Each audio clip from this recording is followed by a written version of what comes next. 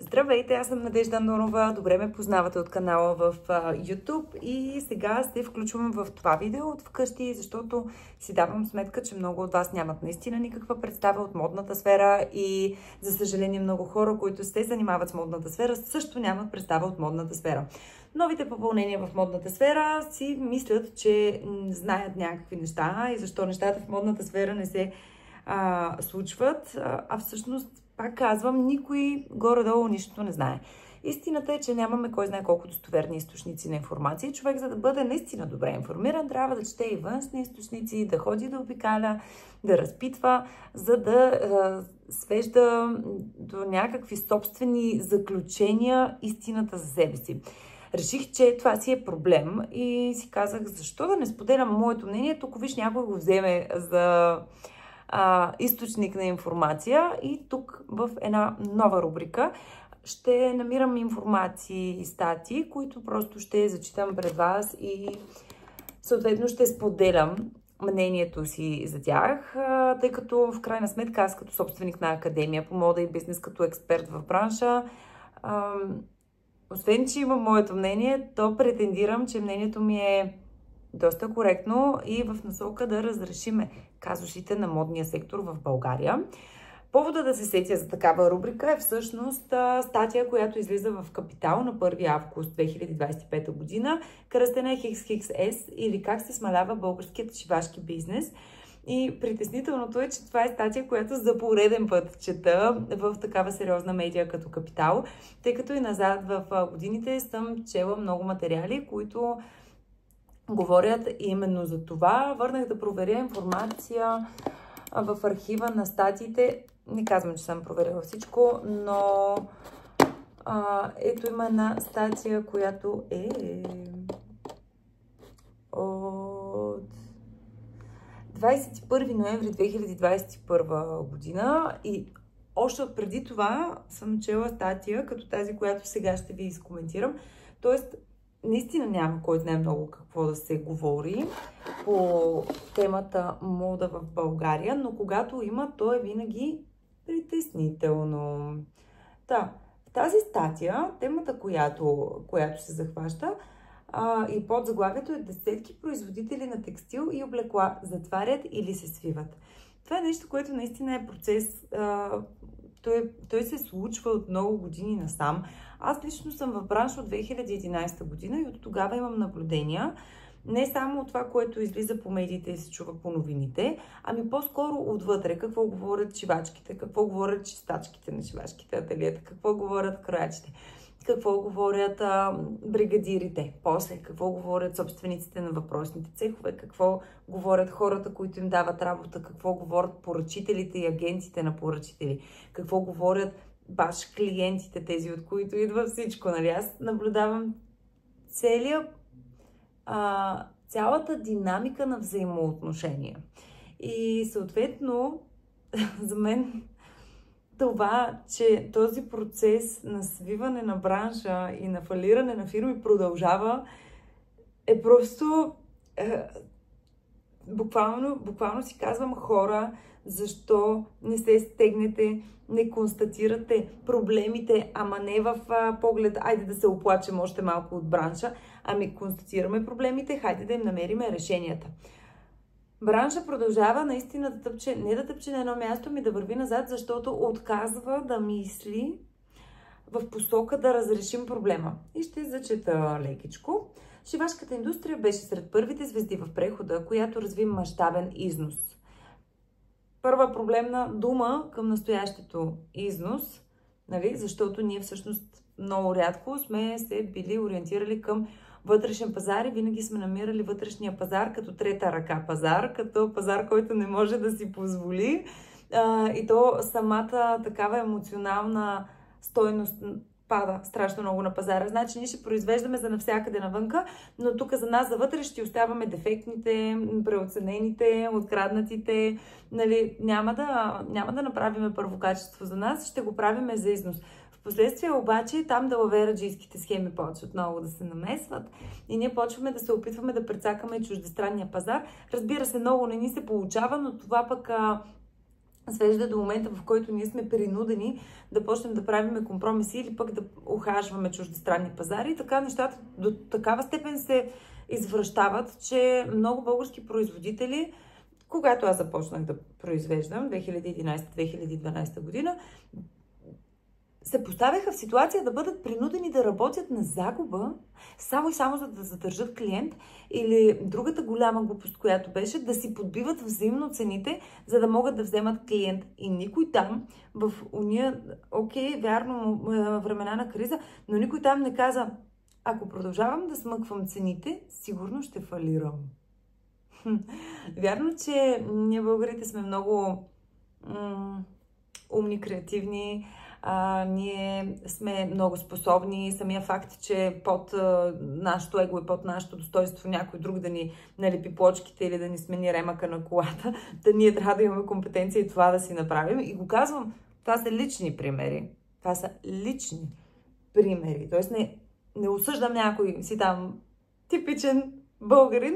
Себе си също включвам тук в тая бройка. Да ние сме толкова всестранно развити, дали от чест и гордост, дали от глупост, дали от моментно усещане на безпомощност и трябва да направя нещо тук и сега и веднага, защото, видиш ли, да не ме говорят там другите, особено пък ето, видиш ли, чужденците. Трябва да се изтъквам колко знам и колко мога, нали, аз като типичен българин, и затова правя много неща. Истината е, че това нещо ние го отчитаме като слабост, но в модната сфера това е супер сила. Това е гарант, че ще се случи добър дизайн, че ще се случи добър крайен продукт, който ще бъде много обмислен и много хубав. В много страни, именно защото хората са глезени и са свикнали за всяко нещо да си има човек и всеки да има само тясна специализация и нищо друго да не разбира, те са доста ощетени от към креативност, защото на нас само единствено, за да си почешем егото, трябва да научим и да разберем още нещо. Да, можем да научим в университет за него, можем да не изкараме курса за това въпрос на нещо, ама ще намерим начин да го научим, за да можем да го направим и после да се тупаме в гърдите и да казваме: аз мога. И тук, нали, има много ползи от това нещо, но за съжаление ние не ги виждаме и не ги ползваме. Ползваме тази ганьовщина само за ощетяване на нас, нашия бизнес, нашето развитие. Определено и аз се слагам в тая бройка на този тип хора, но от към 2011 година. Към днешна дата аз вече съм се усетила, че това не помага и не работи. И ето е статията, която от тогава та до сега не говори за нищо различно, ами говори именно за това, че наистина нещата потъват. Защо? Защо при положение, че може да не е така? Само трябва, нали, да вземем там нашите силни страни и да ги ползваме за постижения, а не за чесане на его. Та, десетилетия по-късно е сред най-залязващите, се казва. Значи, шивашката индустрия беше сред първите звезди в прехода. Десетилетия по-късно е сред най-залязващите. И шлемето на дрехи вече е с адрес на други континенти с по-евтин труд. И това тук в тази статия се казва като нещо притеснително. Моля ви, хора, евтиният труд не е нещо, с което да се хвалим. Това, че българската шивачка вече иска по-висока заплата, защото и тя иска да отиде на море, защото и тя иска да си купи нова пералня, защото и тя иска на детето и по-скъпи неща. Това не е лошо. И всъщност истината е, че компетенцията на ниско квалифицирания човешки ресурс не се понижава, а се потиска. Повечето собственици на предприятия не желаят и не инвестират в обучаване на кадри с глупавото и направо тапанарско извинение: аз ще я науча, тя после ще ми избяга. Така е, ако се държиш с нея така, ще ти избяга и прави път и да избяга и да отиде на по-хубаво място. Средностатистическият собственик на шивашко предприятие все още не се е усетил, че трябва към тези жени да се държи с уважение. И ако той си мисли, че те не заслужават, той не заслужава те да бъдат достойни служители на тази фирма. Ние толкова просто живеем във време, в което уважението между хората е нещото, което кара хората да взаимодействат полезно един на друг. Не може да се държим с шивачките като с пета ръка хора и децата да ги е срам да казват, че родителите им са шивачи, там да стават вече чисто семейни, дупки, бездни в едни сложни времена.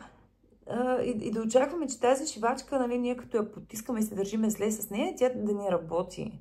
В същото време, кой обясни и кога на шивачката, че не е тя човека, който изкарва парите на шефа? Защото ние просто не познаваме нещата от дефиниция, още от самото им определение. Работника трябва да работи, работодателя трябва да намира работа. Работата на работодателя е всеки ден да търси работа. Той всеки ден представете си го в Джобса. И ако работодателя всеки ден не търси работа, не търси перспективи и опции, възможности за развитие, то той не си върши добре работата и въпрос на време е късмета да спре да бъде на негова страна и той да фалира. Именно за това повечето предприятия от дълго време насам все така поетапно, постепенно фалират.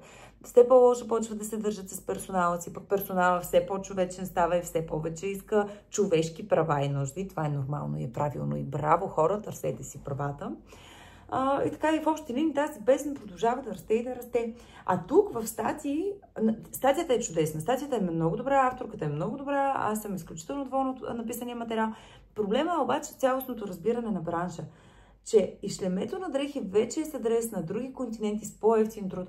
Това е нормално стечение на обстоятелствата. Ако цената на труда в България се повишава, то е време ние да спрем да бъдем ефтина дестинация за ефтин човешки ресурс и ефтина трудова сила. Логично в България предприятия за текстил и облекла затварят или силно се свиват. Дори малкото останали предимства като бързина, близост, умения за изработване на сложни модели не гарантират оцеляване на фирмите. Тук има една грешка фактологическа обаче и именно умения за изработване на сложни модели, това вече отдавна го нямаме. Защото българският производител малко или много така дълго време се беше глезил. Едни да си шият само тениски, други да си шият само панталони, трети да си шият само палта. И отказват да шият каквото и да е друго. Отказват да бъдат флексибъл. А в бързо развиваща се индустрия, каквато е модната, ако не си флексибъл, няма как да оцелеш достатъчно дълго време и не може на стари лаври, не може на стара слава да седим и да оцеляваме. Вече почти няма стари предприятия, които да са оцелели, без те да са използвали някакви инструменти на новото време. Например, да са кандидатствали по европроекти, да са минавали обучения, да са инвестирали в нова техника. Само тези, които са дръзнали да пробват и да пробват по правилния нов европейски модерен начин, само те оцеляват от време оно до днешно време. Аз като производител на работни облекла не съм оцеляла. Не, изобщо. В смисъл, окей, да, бизнесът си вървеше, всичко беше наред, но не, защото шивачите нещастни, недоволни, дефекти постоянно, въпреки че са били в много нисък процент и е имало много висок контрол на качеството, е имало едни дефекти, които са били на много ниско ниво, на ниво комуникация. Задавам технология, но шивачката си казва, ти ли ще ми кажеш, аз ще си правя каквото си знам. И това всъщност не е вербална кореспонденция, това е просто говорим си едно, правим си друго. И именно защото съм била от лошата страна на нещата, мога много уверено да говоря какви са проблемите към днешна дата, които те от тогава до ден днешен се си седят. Нали? И ако аз тогава съм спряла и съм си казала, това не е моето, аз не мога да бъда от сутрин до вечер мразена от всички хора около мен, с които работя, аз трябва да направя нещо. Нали? И аз съм минала през емоционално развитие и растеж, в които си казвам, не може.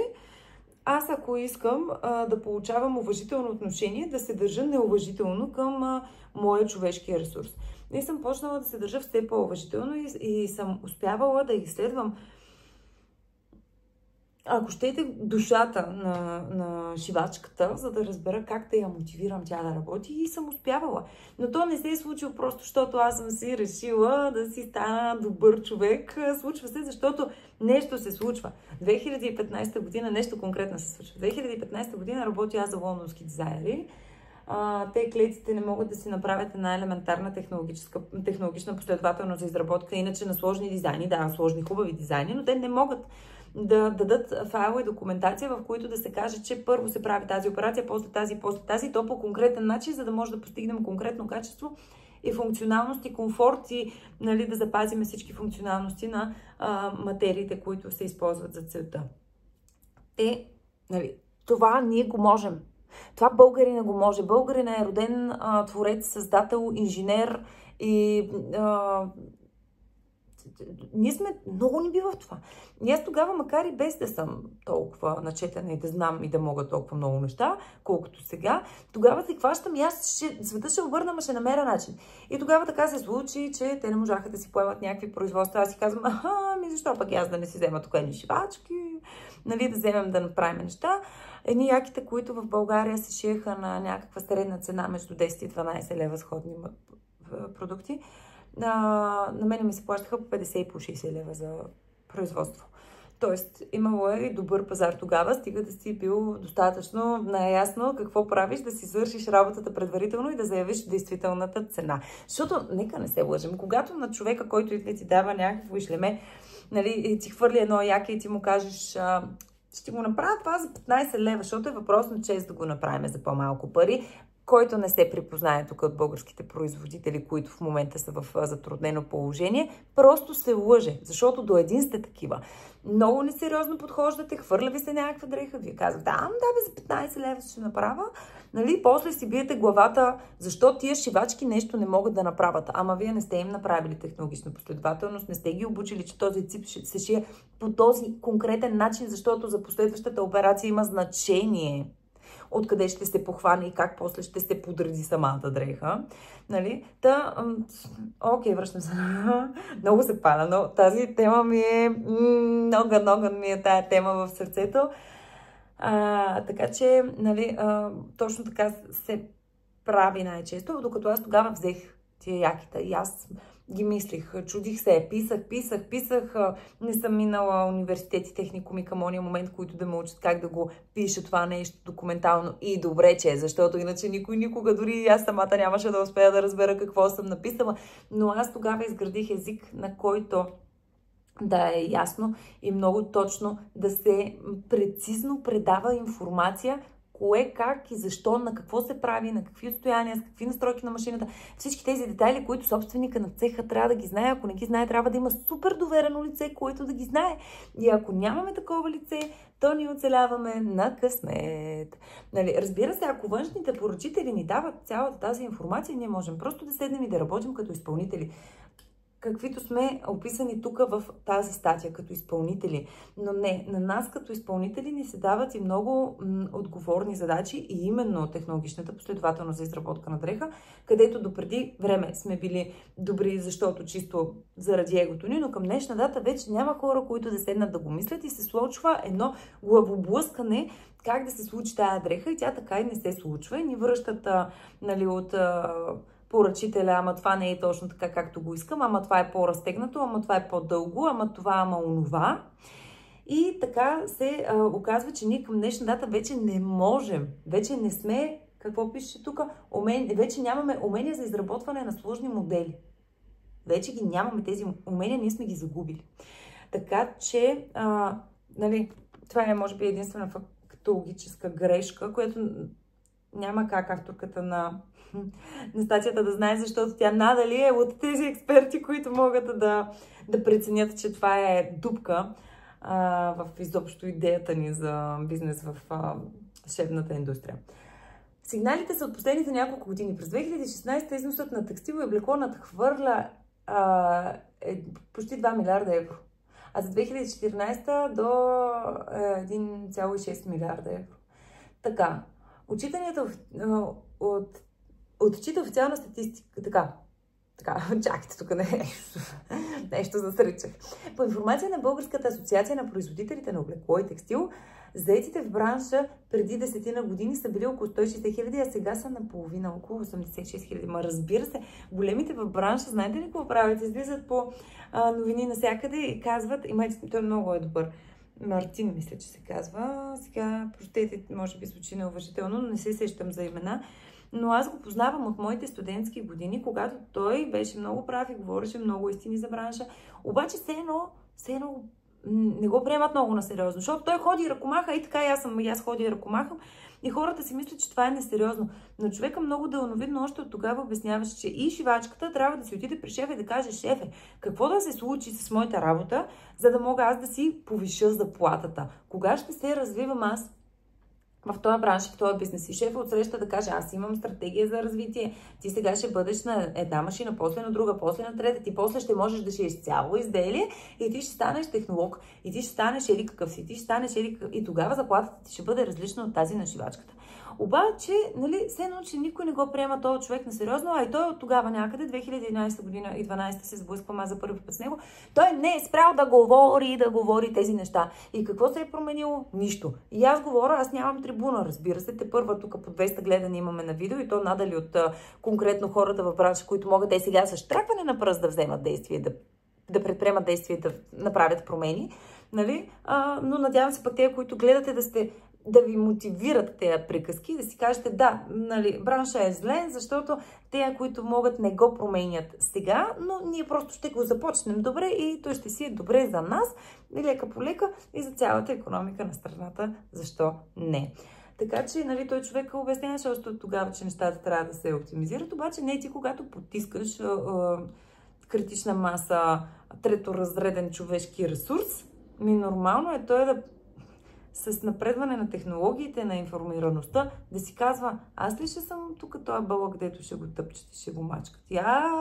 Да взема да си стана един програмист, защото нали, ако шевната индустрия се забатачва, то други индустрии се развиват изключително много и успяват да рекрутват, да приобщават хора без да ги съдят и без да им търсят бекграунд, на който да се подиграват. И ето така, в смисъл, какво си мислите, че всички програмисти са висшисти? Ми глупости, знаете ли колко шивачки програмисти познаваме? Ми много. Защото какво? И шивачката може да се научи за тези, които се говорите, че шивачките са тъпи. Не са тъпи. Шивачките са си едни абсолютно пълноправни обитатели на нашата общност, на нашето общество и аз съм шивачка и няма нищо тъпо в една шивачка. Тя няма по-малък мозък, няма по-малко ръце, няма по-малко крака, очи, носове и така нататък. Колкото има един ултра ерудиран гений, толкова има и една шивачка. Въпросът е обаче, че един евентуално е бил в среда, която го е подкрепила да се развива, а другия е бил в среда, в която е бил натискан и подтискан. Така че Надежда революционера казва, дръжте се уважително с хората, които някой е там решил, че изпълняват ниско квалифициран труд. Ако ги хванете да ги обучите, те ще ви развият бизнесите и брандовете и така нататък. Защото какво? Всичко се случва с хора. А когато хората са ни двойно намалели, изобщо се чуда как този бранш продължава да съществува. Разбира се, сивия сектор в бранша също е много голям фактор, т.е. много хора, които работят без договори, но те си заслужават вече да бъдат потискани, защото това не е нормално. Това си е тотално нарушаване на законите, т.е. когато нарушаваш законите, ти нямаш правата да се ползваш с ползите от законите. Така, фабриките си отиват, разбрахме го, разбира се, но разбрахме ли защо? Защото не се грижим добре за човешкия си ресурс, не инвестираме в развитие, защото не се опитваме да намираме нови пазари. Ето ви 3 причини защо си отиват. През юли, след 93 годишно съществуване, затвори една от най-емблематичните шивачки компании Арда Русе. Ще направя специален материал за Арда Русе някой ден, не обещавам да е сега, но това е изключително дълга история и съм сигурна, че в нея ще има и много интересни неща. Но сега ще си представя нещо, че в последните 10 години те не са направили нищо ново, че в последните 10 години те са се опитвали да работят само единствено за чуждестранни пазари. Не знам какво е, не съм запозната с Арда Русе, сигурно ви звучи несериозно аз да съм от толкова години в бранша и да не съм запозната с дейността на Арда Русе, но аз съм била концентрирана в изобретяване и иновиране, а не в разучаване на пазари, които са били в затъваща бизнес зона. Така че, може би там ще има много интересни неща, но аз държа, че наистина те в последните 10 години не са правили абсолютно никакви усилия да се развиват и да се адаптират към бързо променящия се и движещия се моден свят. И като казвам моден свят, не си представите само уния неща по телевизията и уния кикимори, дето така с грим и дрехи позират напред-назад. Света на модата е всъщност абсолютно всичко, което облича нас. И света на модата е едно изразно средство, което създава невербален език между хората. Ние на този език можем да се разбираме и без да си говорим и можем да достигаме до много конкретни и точни заключения един за друг. Така че ще видя защо Арда Русе е затворила врати, но подозирам наистина, че има точно такива неща. Свиване в Европа, високи разходи тук. Съкръщенията и затварянето са главно заради свито потребление в Западна Европа и вече бързите доставки от далечни производители. Внос? На какво? На fast fashion магнати, на ултра fast fashion представители. Знаете за кои говоря? И тук проблема не е, че те съществуват и че предлагат. Ама те са много умни, много хитри и разбира се, че ще си предлагат. Въпросът е кой седи от среща, а именно глупавия потребител. И тук вече, ако за шивачката искам да ви кажа, че тя е мега страхотен човек с златни ръце и който създава и твори и това му е стихията, то за потребителя искам да ви кажа, че той основно е глупав. И аз, ако като производител искам да продавам, трябва да започна от това да имам изобщо възможност да имам клиент, т.е. да образовам моя клиент. И тук ще ви разкажа историята на тениската от 2 лева и историята на тениската от 22 лева. Тениската, която струва 2 лева, е практичното и рационално решение на човека, който не е запознат с това, което се случва в ултрафаст фешън индустриите. Съответно, аз като един незапознат човек, дори архитект, юрист, високо образован, аз ще кажа, тези тениска изглежда добре, струва 2 лева, защо да си купя тениска за 22 лева? Ще си купя тази от 2 лева, няма да, не виждам разлика между тази от 2 и тази от 22 лева. Тази от 22 лева тениска, тя не е случайно струва 22 лева, защото в нея са платени суровини, материали, труд, данъци, мита, всичко там каквото има за плащане, човешки ресурс, реклами, снимки, модели, всичко влиза в тази цена от тези 22 лева. Така че тя струва толкова, да. А тази тениска, която струва 2 лева, там имаме малтретирани хора, злоупотреба с човешки права, казах тази дума, няма да я повтарям пак. Там имаме изключително много нарушения, там имаме страшно много сивота, там имаме проблеми. Там имаме, ако купуваме тази тениска от 2 лева, ние поощряваме неща, които са въпрос на живот и смърт буквално и ние по-скоро подкрепяме смъртта и казваме не ни пука. Би ли един умен човек подкрепил смъртта? Би ли бил съучастник в нещо толкова лошо и грозно и гадно? Ако знаеше. Надали. Но какво прави производителя на тениска от 22 лева? Той казва, не мога да ги бия онези по цена. Ама то не е в това целта. В момента, в който един производител на тениска от 22 лева се фокусира върху неможенето да бъде незаконен, да краде, да убива, да руши, да спира, нали? В момента, в който фокуса му са тези неща, че не може да ги прави, той престава да прави и това, което трябва да прави. А именно да говори, моята тениска, тя е висококачествена, аз този памук, дето съм го купил, той е наистина платен. Там някой не е умрял по веригата. Там няма, нали... И то даже и тия неща не се говорят, просто се казва, аз използвам правилни практики и техники. Аз съм съзнателен човек в бизнеса и в бранша. Не, аз не подкрепям производителите на тениски за по 2 лева, защото те пряко убиват икономиката. За да може да е тая цена, то материала не може да бъде качествен. В него има ефтина химия, да кажем, която ще те кара да се чешеш и да се сърбиш. Или с по-малкото ми казано, производителят на качествен продукт трябва да се постарае да информира всички потребители за качеството на продукта. Не само своите, а всички потенциални, евентуални потребители. А какво се случва в бизнеса в България? Всички си трайкат. Тихичко. Някой да не им открадне гениалната идея. Бият се за тук 50 човека клиенти. И докато се бият за 50 човека клиенти, много си пазят фирмената тайна на все същата тениска. В ултрафаст фешън индустрията завладява. И какво прави тя? Тя не казва, аз не плащам и затова е ефтино. Ултрафаст фешън индустрията казва, Направи си селфи, изглежда и днес различен, изглежда и днес по друг начин. Ти можеш всеки ден да си различен човек. И докато Ultra Fast Fashion индустрията промива мозъците на потребителя и им казва, че те са свободни, бидейки всеки ден различни, производителя на тениски за 22 лева само нагнетява напрежение и казва, аз не мога, аз под достоинството ми е такъв един гаден и нагнетяващ, то клиента какво ще избере? Разбира се, че ще избере лаченото, лъскавото, това, което носи усмивки, лекота, без напрежение, всичко е супер. Нали? Разбира се, че ще го избере. Всеки ще го избере. То е на едно вътрешно емоционално ниво избора се случва. Така че проблема не е в носа. Проблема е, че ние не информираме потребителите осъзнато какво да потребяват. Защото, видиш ли, ние като им разкажем за качество, те ще изберат някой, дето е по-качествен от нас. Спокойно, спокойно. Има клиенти за всичко.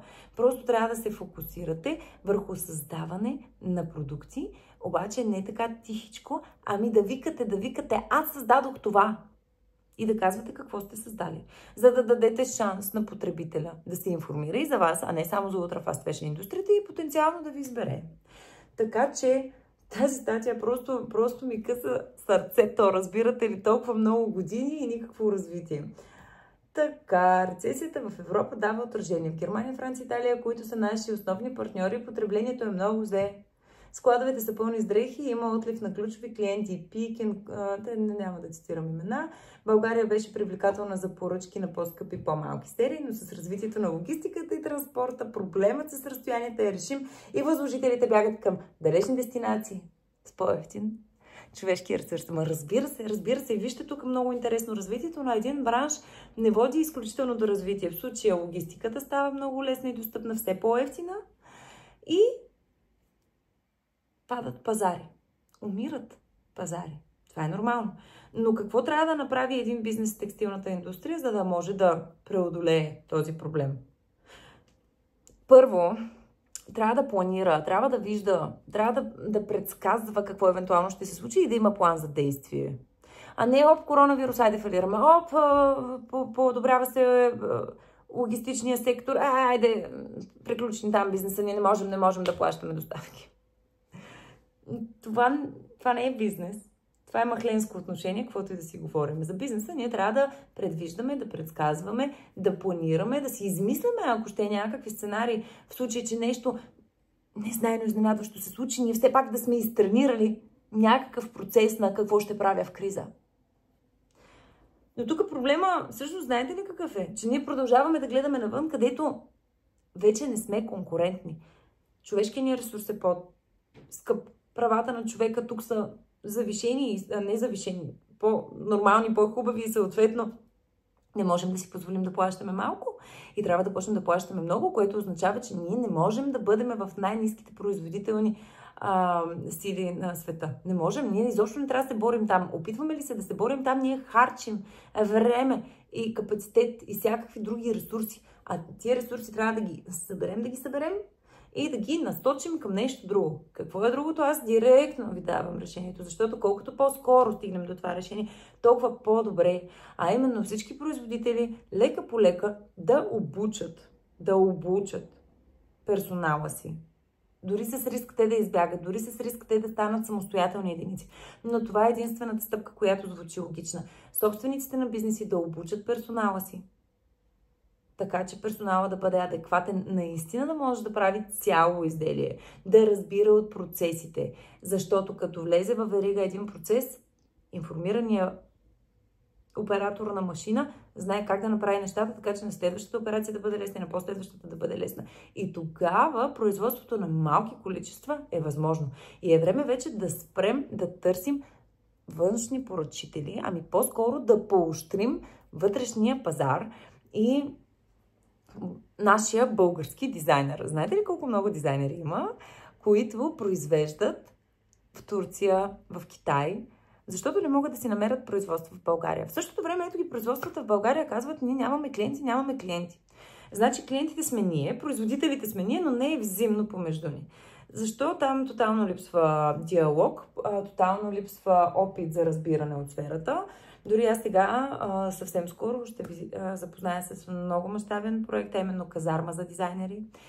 И разговарям с много производства и обяснявам на собствениците на производствата. Евентуално, нали, ако сключим договор, аз ще вляза като експерт в вашия цех и ще обуча вашия персонал, така че да можете да направите за една календарна година няколко серии по 30 000 дизайнерски дрехи. И те седят и ми викат, ама ние ще имам само тениски. Виждате ли какъв е проблема? Аз казвам, аз ще вляза, ще ви обуча, ще ви покажа. Вие ще шиете неща. И тук ви връщам на историята от 2015 година, когато едно леки се шиеше за 12 лева, аз съм го шила за 50-60 лева. Нали, аз от позицията на този опит, още от тогава аз съм го направила възможно. И сега това е пак напълно възможно, просто трябва да се подходи информирано и да се отстояват нещата. И аз отивам и им казвам, пичове, вие няма да работите за тия смешни стотинки. И отсреща, нали, ми се казва, но ние правим само тениски. И чух някакви доводи от сорта на, ти не можеш да я научиш с тази жена, тя си знае едно и едно си прави. Това отношение, разбира се, че няма да я научиш, ти дори да си пробвал да я научиш. И другото, което е, всеки се опитва да учи друг, ама то не става точно така, защото какво правя аз? Аз уча хора как да шият и да кроят. Всяка баба може да шие и да плете и такива неща, но не всяка внучка се е научила, нали така? Защо? Защото бабата сяда и хваща и казва, така. Гледай, бе, ей така се прави, така, гледай, що не го правиш, ти ръце за какво си, вие младежта за нищо не ставате, нищо. И това е подхода. Това е подхода, съжалявам, че така емоционално ви го продадох, но е точно така. В цеха какво се случва? Точно същото. Някой си самопровъзгласил се, че нещо може, или пък по-лошо. Излезнал от техникум и казваща, на тази машина от клас 301 с бодов ред, еди какъв си, тези нека си останат там някъде назад във времето. Тези хора се опитват да обяснат на шивачката, без да се опитват да обяснат. Те рецитират нещо, което те са наизустили. Така не се получава. Трябва да си човек, който да има много ясното желание, такт, смиреност и увереност, че ще научи. И спокойствие да даде. Не, ела сега ти тук си много тъпа, ама аз ще намеря начин да те науча. Ами по-скоро, виж тези златни ръце. Те сега трябва да направят това хубаво нещо. Аз ще го обясна. И трябва човек, дето да й хване ръцете на шивачката, така че тя да може да почне да работи. И тази шивачка, за да може да работи добре, тя трябва да знае какво е транспорта на машината, за да знае в кой момент тя трябва да го навигира и в кой момент тя трябва да оставя машината сама да прави каквото и там да е заръчено да прави. Защото тя не трябва да бъде проста шивачка, тя трябва да бъде оператор на машина и създател на процеси. Така, става доста дълго това видео. Изобщо тази статия съм на първия абзац, но какво да ви кажа, аз всъщност си казах каквото искам да кажа. Статията е чудесна. Статията е чудесна, много добре отразява действителността в текстилната индустрия. От 10-15 години насам, което е тъжно.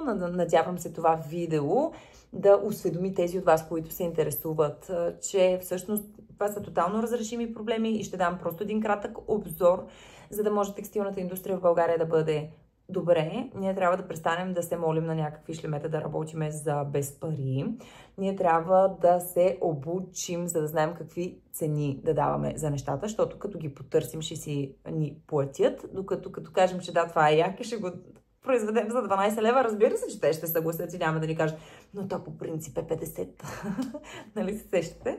Така че трябва да се обучим, да се информираме, за да можем да даваме добри цени. Време е вече да обучим и човешкия ни ресурс, така че той да бъде адекватен. Време е и в текстилната индустрия, точно както в други по-модерни и новоизградени индустрии в България, да почнем да се грижим за човешкия си ресурс и там да кажем в цеха, колкото и утопично да ви стои, но на всеки кръгъл час да ставаме и да правиме 5 клека, някакви разтежения, да се погрижим за тази шивачка да не е с плексити шипове, защото когато нея я боли, тя няма да бъде ефективна. Също трябва да направим и нормите нормални. Нормата определя нормалността, а не искам шик да бием и да казваме пак нищо не си направила. И когато някой не си свърши работата на шефа е да отиде и да види защо. Защото много често причината не е просто не иска да работи. Причините са много повече, много по-комплексни и работата на шефа е това да ги анализира, асимилира и да предотвратява проблеми, евентуални проблеми, настоящи проблеми, да мисли в развитие и в растеж. И работа на шефа е да намери добри и хубави пазари. И нека не забравяме, че ние също сме добри пазари. Ма не може ние да можем всичко и да правим всичко, но само за износ, а за нас вътре да не го правим.